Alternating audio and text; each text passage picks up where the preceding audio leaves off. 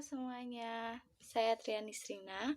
Di sini saya akan membahas mengenai mata pelajaran ilmu pengetahuan alam untuk tingkatan sekolah menengah pertama kelas 7.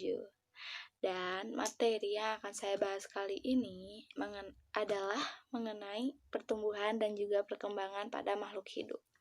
Ya, seperti yang kita ketahui, makhluk hidup itu sendiri terdiri dari manusia, hewan, tumbuhan, dan juga mikroorganisme. Dan makhluk hidup yang akan saya bahas kali ini adalah manusia. 10 tahun yang lalu tentu kita tidak sebesar saat ini kan. Nah, kenapa? Karena tubuh kita secara bertahap akan bertambah tinggi dan bertambah volume seiring dengan berjalannya proses pertumbuhan yang terjadi. Nah, setelah kita mencapai ukuran tubuh seperti saat ini, tubuh kita tidak akan kembali ke bentuk semula atau ke bentuk saat kita kanak-kanak ataupun balita.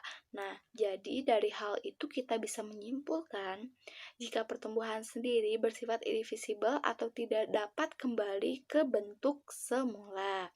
Nah, jadi bertambahnya ukuran tubuh ini disebut sebagai pertumbuhan. Dan hal-hal yang meliputi ukuran tubuh itu seperti tinggi, berat, dan juga volume. Nah, tentu pertumbuhan pada manusia pun ada batasnya. Jika manusia sudah mencapai pada usia tertentu atau batas tertentu, manusia tidak akan mengalami pertumbuhan lagi. Proses pertumbuhan pun diiringi dengan proses perkembangannya. Nah, proses perkembangan itu sendiri merupakan proses biologis menuju tingkat kedewasaan dan juga kesempurnaan. Nah, pada manusia, perkembangan itu ditandai dengan adanya perubahan psikis dari usia bayi, kanak-kanak, remaja, dewasa, hingga manula. Nah, sebagai contoh lain seperti terjadinya perubahan sifat perilaku dari mulai bayi, kanak-kanak, remaja, dewasa, hingga manula. Tentunya setiap tahapan tersebut memiliki ciri-ciri yang berbeda. Nah, walaupun pertumbuhan dan perkembangan ini berbeda, tetapi kedua proses ini berlangsung secara bersamaan dan tidak dapat dipisahkan. Tahapan pertama pada proses pertumbuhan dan perkembangan pada manusia, kita dapat melihatnya pada saat pertama kali seseorang lahir ke muka bumi. Nah, kita dapat menyebutnya dengan proses atau dengan masa bayi. Nah, pada masa bayi ini, secara bertahap sang bayi akan mengendalikan otot-ototnya agar bisa bergantung pada dirinya sendiri.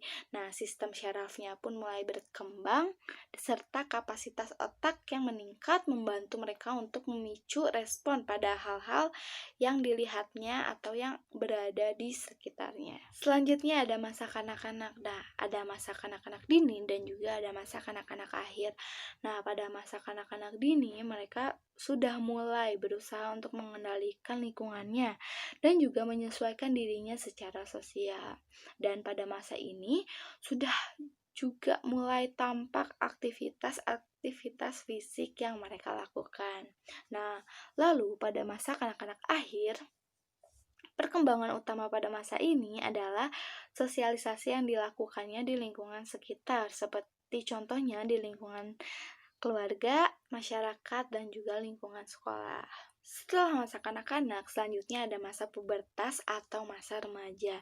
Nah, pada masa ini perubahan fisik serta kematangan kepribadian akan mulai nampak dan juga terlihat. Nah, pertumbuhan badan akan menjadi lebih cepat dan hal ini terjadi baik pada laki-laki maupun perempuan. Setelah masa remaja, kita akan menghadapi masa kedewasaan. Pada masa ini, pertumbuhan tinggi badan pada manusia akan berhenti.